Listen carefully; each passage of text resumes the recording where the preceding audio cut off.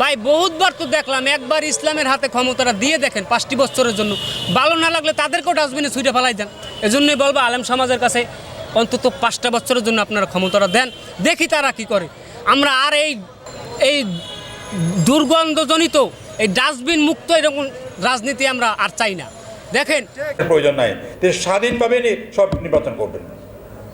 দুদক সহ সব কিছুই রাষ্ট্রপতির দপ্তর থেকে, তার সচিবালয় থেকে এগুলো আইনের মাধ্যমে এগুলো তিনি নিয়োগ করবেন। প্রধানমন্ত্রী এবারে কোনো হস্তাক্ষর করতে পারবেন না।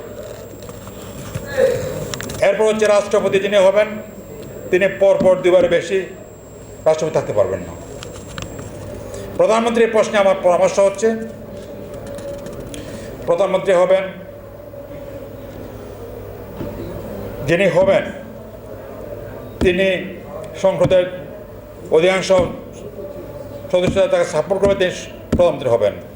প্রধানমন্ত্রী তিনি পরপর 2বার বেশি হতে পারবেন না, এরকম রাখতে হবে। এবং শুধু 2বার হতে পারবে তা নয়, প্রধানমন্ত্রী নিয়োগ পাওয়ার পরে তিনি পার্টির প্রধান হিসেবে পদত্যাগ করবেন। তিনি আর পার্টির ব্যক্তি হতে পারবেন না, অত কমপক্ষে পার্টির প্রধান তিনি হতে পারবেন না। আর মন্ত্রিসভা তিনি যাকে নিয়োগ করবেন, এটা মুখস্থ নিয়োগ করা যাবে না। এখন যেটা করা হয়, আমার মনে চাইলে আজকে তাকে নিয়োগ করলাম, কালকে একটা পদে আরেকজন নিয়োগ করতে, এটা হওয়ার সুযোগ নাই। মন্ত্রিপরিষদকে প্রস্তাবিত মন্ত্রিপরিষদকে তিনি পার্লামেন্টে পেশ করবেন। পার্লামেন্টের লোকেরা যদি এই মন্ত্রিপরিষদে আস্থা রাখে, তাহলে মন্ত্রিপরিষদ অনুমোদিত হবে। এটা মনে রাখতে হবে। এরপর হচ্ছে সংসদের ব্যাপারে আমার পরামর্শ হচ্ছে দ্বিকক্ষে সংসদ হবে। এটা অনেকে পরামর্শ দিচ্ছেন। নিম্নকক্ষ, উচ্চকক্ষ। নিম্নকক্ষে 500 জন সদস্য রাখতে হবে, কমপক্ষে 500 জন।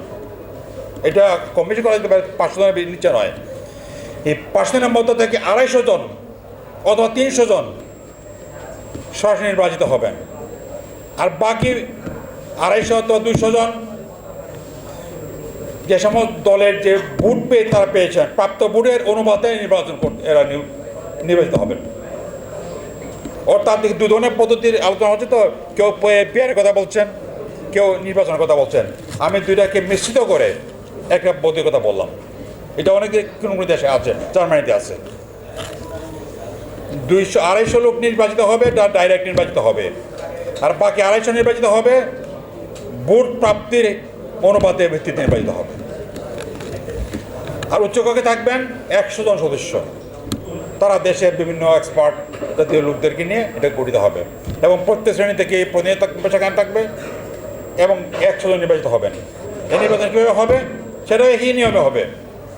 অর্থাৎ নিম্নকক্ষে যারা যে পার্সেন্টেজে ভোট আসন যে পেয়েছেন, তার হারে তারা উচ্চ পরিষদে তারা নিয়োগ দেবেন। এবার এটা মনে রাখতে হবে, কম